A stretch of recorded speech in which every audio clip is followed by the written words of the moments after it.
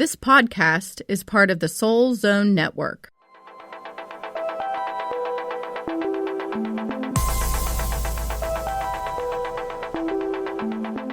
Hello, and welcome to the Butterfly Connection. Connecting your soul to source with Molly Rahe-Randall and Sarah Courtney. We are all connected, and we are not alone. What if you could rebirth your soul, gain movement in your life, and reconnect with your authentic self? Join us each week as we connect with Source to answer the burning questions that lie deep within us and gain clarity and wisdom to soar to our greatest potential. It's time to fly.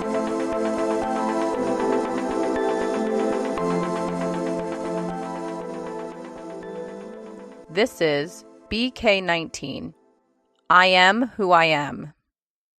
Hello. This is Molly flying solo today. I hope everyone has had a fantastic week, and thank you so much for tuning in. Today, I want to have a candid conversation about what it means to really be yourself. And I want to talk a little bit to you about the phrase, I am who I am, take me or leave me. Now, I know most of you have probably heard a phrase similar to that, and maybe even have said that yourself. I am who I am, take me or leave me. Or I am who I am, what you see is what you get. What really does that mean? If you are someone who says that phrase, what do you mean when you say it? I really think that this phrase could have two completely separate meanings. So first of all, I am who I am, take me or leave me. This could mean, this is who I am. Accept me for who I am. And if you cannot accept me for who I am, then walk away. The other meaning that I perceive I am who I am, this is what you get, is this is who I am, this is who I plan to be. If you don't like it, that's your problem. I feel depending on the scenario or situation, the connotation could mean both. So if you're in a situation and you're talking to someone and what you would consider to be poor behavior on their part, and they say something like, well, I am who I am, this is what you get. I look at that as, okay, I might have poor behavior in your opinion, but I'm happy with not changing who I am. I'm happy staying this way. But on the other aspect, you could be criticizing somebody, and that person could look at you and say, I am who I am. Take me or leave me. And it could mean completely something different. It could be that that person is very comfortable in their skin and has come to understand that some people are not going to accept them for who they are. And they are so knowing in who they are. They have so much inner knowing of who they really know that they want to be and who they are, that hearing that phrase from somebody really means nothing to them. Like, you don't like me? Walk away. The one thing I want to talk about today the most is if you are someone who is saying, I am who I am, because you're not sure how you want to be better than that. Or if you're saying that I am who I am, even the parts I don't like, but I don't know what I need to do in order to change it. Or if you're someone who's saying, I am who I am, take me or leave me, I don't know what happiness looks like, then let's talk about what can you do to start to really find yourself and be your innermost self. So the very first podcast that I did solo, it's about removing labels that we have created for ourselves. It's about removing labels that people have created for us. And it's about removing those labels that really don't feel like that honors who we are. And in an earlier podcast I did about judgment, it was all about how we judge others, how we judge ourselves, how that's not benefiting us. And then self-discovery. how you have to remove people in order to start to achieve self-discovery.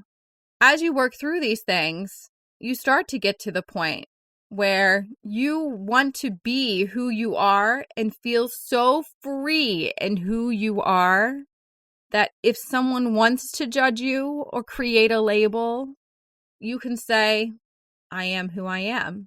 If you don't like it, you don't have to stick around. So if you're at that point, congratulations. If you're not at that point, let's do some more work. What is going on within you that you're not happy with? I want you to do this exercise.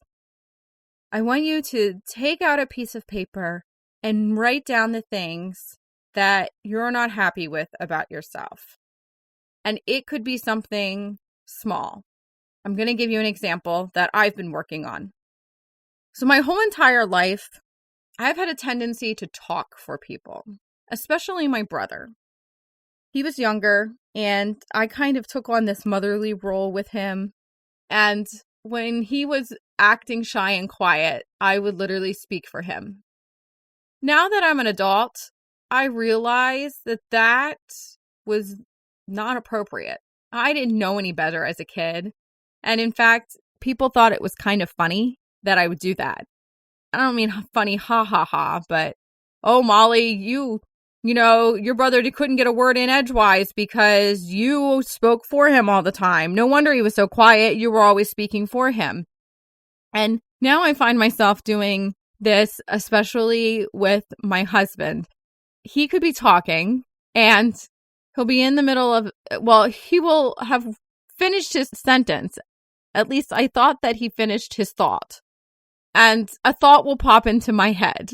And I will just blurt it out of my mouth, almost as if I've lost my ability to have a filter in that moment. And as soon as I do that, he will look at me and say, can I just finish a thought before you start speaking that thought for me? And I understand that I am an intuitive person. Now I understand that. I didn't when I was younger. And I think really some of the reason why I'm doing this is because literally that person's thought is popping into my head. And I'm not intentionally trying to invade people's thoughts or feelings or things like that. But sometimes the thought literally pops into my head. And as it's popping into my head, I think that it's my thought. Later to find out that no, it wasn't my thought. It was the person who was talking to me thought. And I'm trying really hard to make sure that people finish their sentence before I blurt out whatever pops into my head, because clearly I have not successfully figured out what is actually a thought popping into my head because it's a thought popping into my head, or a thought popping into my head because it's someone else's thought. So I've been working on this, and I have found that it's a part of me that I feel I could improve upon. I want to be a good listener. I want to be someone who's kind and caring and compassionate. I am someone who wants to honor other people's thoughts and feelings. And I know that that is who I am and who I want to be. And in order to honor other people's thoughts and feelings, I need to make sure they are finished their thought before I speak. So that is just something that I'm working on. So what I want you to do is I want you to think about, write a few things down that you want to work on. And they don't have to be big things. They can be very little. And I just want you to pick the main thing you want to work on. And I want you just to start being mindful of that. So it could be something as simple as you're hanging out with your friends and you have friends who might have jealousy problems. So maybe they say things that aren't very nice to you when you're hanging out with them because they might be jealous of what you're doing in life. However, this is something that maybe you've never spoken up about due to the fact that you don't want to hurt their feelings. But in not hurting their feelings, you're hurting your own. So maybe what you could do next time is if someone is mistreating you or making you feel badly, speak up and say something. And you don't have to be mean about it. You can literally say, that hurts my feelings when you speak to me that way.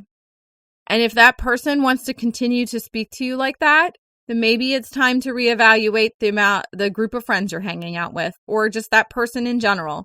Maybe you have to cut back the time you're spending with them. Because in Take Me for Who I Am, people need to respect you for who you are. And they cannot respect you for who you are if they're being disrespectful. And if that person's turning around and going, well, this is who I am, take me or leave me, I would say that's a good person to leave. Because clearly they are acting that way due to the fact that they are not happy with who they are. And they don't want to take the time to change it. But if you're in that space where you're ready, you're truly ready to take the time and move forward and change that, then now is the time for you to stand up for you. Now is the time for you to say, take me for who I am, because who I am is an amazing, beautiful spirit and soul that has so much love and light to give. I know you've heard me say this before if you've listened to our podcast. We have to all start believing that we are amazing beings of light and love. Our souls are amazing beings of light and love. Depending on who we spend our time with, sometimes those people struggle to be around amazing beings of light and love because they have not gotten there yet, or they're not ready to see the light that truly shines within them.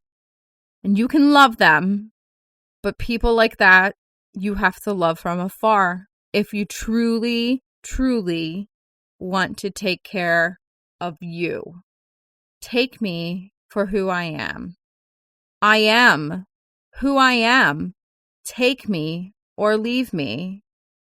I hope that you are able to get to a place where you can say that, because as you go deep within who you are, you know that you are a being and a soul of love and light.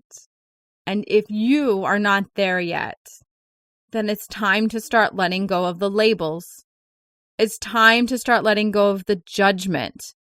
It's time for you to set time aside for yourself and yourself alone, because you are worth it and you deserve to feel that way about yourself. You deserve to love who you are. So this week, take that time out and start writing down the things that you want to either remove from who you are that you do not like. So take some time this week and write down the things that you would like to work on that do not ring true in your soul as part of who you are. We are all human and we are all works in progress. And if we continue to love ourselves and continue to do the work, we will continue to feel more whole within ourselves. So go over to thebutterflyconnection.com this week and check out the guided journaling exercise for you to work on this.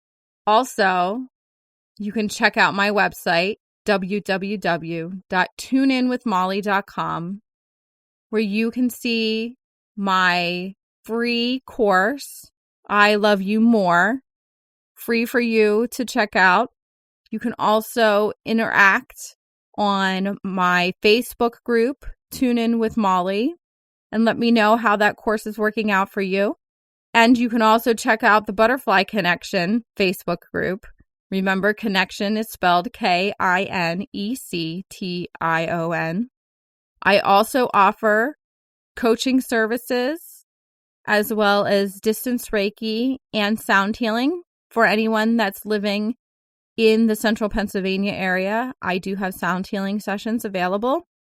So I would love to hear from you and hear how your soul growth and how the work you're doing, how your experiences with that are.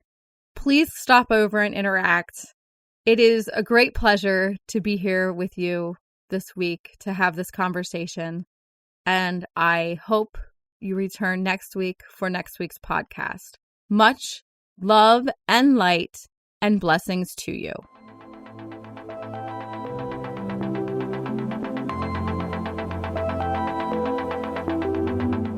Thank you for listening to The Butterfly Connection with Molly Rahe-Randall and Sarah Courtney. Check out our website at thebutterflyconnection.com and download our free weekly guided journaling exercises. We would love to hear from you. Subscribe to our podcast and give us a review. Follow us on Facebook, Instagram, and Pinterest.